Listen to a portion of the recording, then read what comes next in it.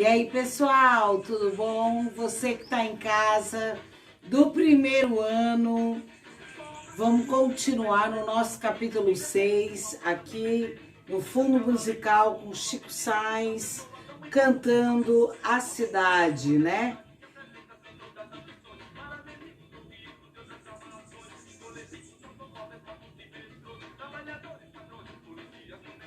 A cidade não para, a cidade só cresce, e de cima sobe, e o de baixo desce, a cidade não para. Muito massa esse som, né, gente? Para quem gosta de Nação Zumbi, fica aí a indicação. Mas vamos falar um pouquinho, então, aqui da minha aula de hoje, que é a continuação do que a gente estava falando, sobre a importância nossa no meio urbano, como é que a gente se relaciona. E agora a arte como plataforma artística para isso, né? Então, o mundo inteiro, a partir dos anos 70, começa a se relacionar com a cidade num quesito muito mais político, muito mais social, até mesmo porque nasce a partir do dadaísmo uma leva, né, uma leva de artistas, grupos que vai trabalhar com a performance, com a intervenção urbana e também com outras denominações como happening, né? Aquele tipo de atividade artística que tem hora para começar, mas não tem hora para acabar. É uma espécie de deriva, que é aquela atividade artística, ela fica naquele flow, né? Seguindo. E aí é claro que essas condições manifestam-se de forma efêmera. Então, o que é a forma efêmera? Já falei para vocês, a forma efêmera é aquela que tem um tempo para começar, mas não tem para terminar. Ela pode acabar a qualquer momento. Todo tipo de expressão urbana, de intervenção urbana, performances, happenings, enfim, tem um momento que vai começar, mas não tem a hora que vai acabar. Até mesmo porque não dá para a gente adivinhar qual é o fluxo, né, que vai seguir aquela obra, aquela imagem, aquela performance na cidade, né? Então, isso é uma manifestação muito clara em termos efêmeros, não tem continuidade, não tem eternidade, não tem sustentabilidade de permanecer a obra. Então, ela vai acontecer e ela vai uma hora acabar. Que seja um grafite, ou pelo desgaste do tempo, pela chuva, influência da natureza, ou por uma influência da própria sociedade que vai tirar a obra dali, ou até mesmo por influências, né, externas, como acontece a troca de uma vivência para outra, né? Apesar que todo interventor urbano tem que respeitar o espaço e território de cada um, né, gente? Isso é uma coisa muito que segue meio que uma ideologia da rua, né? Aonde eu fiz o meu grafite, eu não vou grafitar em cima. Aonde eu fiz, de repente, um lambe, eu não vou colocar o meu lambe em cima. Então, há uma hierarquia no meio da cidade, de hierarquia, anarquia, né? Dentro dessa anarquia existe também uma hierarquia, que é o quê? O fato de você respeitar aquilo que já foi posto, aquilo que já foi colocado. Então, isso é um caráter muito bacana que existe na galera que atua na cidade, como plataforma artística. Sabe que sua obra não é eterna, mas sabe também que tem um respeito em relação dela estar ali presente, tá? E aí, o bacana que o Bernoulli aqui, que eu tô olhando, né, a página 112, coloca que se vocês grifarem aí na página 112, a rua é o palco da vida, qual é a necessidade, então, dessa expressão acontecer no meio urbano? Olha esse trecho aqui, gente. A arte na cidade procura principalmente retirar o ser humano da posição desatenta em relação às suas próprias construções socioculturais. Então vai dar aquele clique no sujeito ou na sujeita, que tá tão fechada no mundo dela, que vive uma vida, né, às vezes rebaixada, por quê? Porque não tem contato com a arte, com os questionamentos, com a crítica, e vai seguindo a vida, empurrando com a barriga. E de repente a arte arte urbana, ela dá aquele clique quando a pessoa vê algo que a chama atenção e faz ela de alguma forma surtir uma reflexão, tá? Então ela questiona as decisões que tomamos diariamente, porque ela vai mexer no nosso cotidiano. Ela tem uma função que é tocar no nosso cotidiano por meio de diversas linguagens artísticas. Aí nós estamos falando do quê? De uma arte híbrida, de uma arte que se mistura, que você vai ver tanto teatro, como a gente vai ver o teatro de rua, você vai ver a dança acontecendo, você vai ver artes visuais, tanto a fotografia, você vai ver ali o sujeito que utiliza até como estátua viva a cidade para dialogar. Você vai ver muitos artistas plásticos fazendo suas obras, escultura, pintura também na cidade. Então agrega muitas linguagens, não é uma só específica não, tá bom? E o mais interessante é que o público ele é amplo e diversificado, como eu já havia falado para vocês. Não tem uma segregação de público, todo mundo vê em pé de igualdade, né? Mesmo o sujeito mais rico ao sujeito mais pobre tem contato com a arte urbana. Aí, ó, uma característica interessante também tá apontando aqui no nosso livrinho. Na arte contemporânea, que é essa arte de agora, que isso é mais fabuloso, a gente conseguir estudar a arte do momento, né? Os monumentos antigos, isso inclusive foi colocado por uma aluna aí, né? Numa dessas minhas aulas. Professora, e os monumentos antigos que estão sendo derrubados, né? Que tem um pessoal que está o quê? Retirando aquele monumento, porque não se identifica mais com ele, não causa mais pertencimento àquele monumento para essa geração, para esse momento atual, para tudo aquilo que a gente vem discutindo. E que justamente o que a gente tem feito, né? Refletir muito mais. Por exemplo, a Catedral de Hereford, na Inglaterra, recebeu aí uma intervenção chamada Janela Chorosa, que tá na página 103, tá, gente? Tá aqui, ó, essa Catedral de Hereford.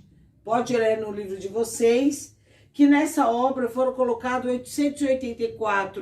888.246 flores de cerâmicas pintadas de vermelho. Foram instaladas na parte externa da catedral, partindo de sua janela. Por quê? Porque ela foi um emblema da Primeira Guerra Mundial. E aí o que acontece? Aquele símbolo da catedral, ela tem uma história, mas não é só uma história que as pessoas admiram pela arquitetura, mas ela tem um símbolo que representa uma guerra, feito nesse período de guerra, né? E tudo que aconteceu ali diante das mortes trágicas que aconteceram nesse evento que foi a Primeira Guerra Mundial, né, gente? Então, os interventores acharam importante não esquecer desse momento que aconteceu nesse lugar, tá? Outra obra também que vai relacionar muito com isso é uma que é incrível, gente, que é Sea Monsters, tá? Que acontece também fora do país, tá? Que é o Grupo X, que acontece de forma, assim, maravilhosa na Filadélfia. É um galpão abandonado que eles colocaram como se fossem monstros, tentáculos desses monstros, né? Saindo das janelas desse prédio abandonado, que é como se ele tivesse todo esse tempo se criado lá dentro e agora não tem mais espaço para sair, precisa sair pelas janelas, né? E é feito com material inflável. Então, vocês podem perceber que a variedade de matéria-prima também ela é muito grande, que pode ser desde cerâmica, infláveis, papelão. O artista de rua, interventor urbano, ele está muito, às vezes, mais preocupado naquele momento que gera a obra do que a permanência dela, né? Então, isso também é uma coisa muito interessante. É quase um desapego que ele tem que ter com a obra que ele cria, né? Bem por aí. Aí, gente, eu vou deixar para vocês uma atividade na página 114 para vocês fazerem, tá? Muito bacana. E aí, aqui na cidade, vocês conhecem alguma intervenção urbana que dialoga, que mexe com algum monumento, ou com um prédio, ou com edifício, ou com uma estátua, ou com algum monumento da cidade? Então, respondam para mim essa questão aí da página 114, tá? Que tem as características, tá? Da região que acontece aquilo. Isso é muito importante pelo diálogo com a comunidade. Lembra que a gente falou, né? Muita intervenção urbana tem um diálogo direto com a comunidade.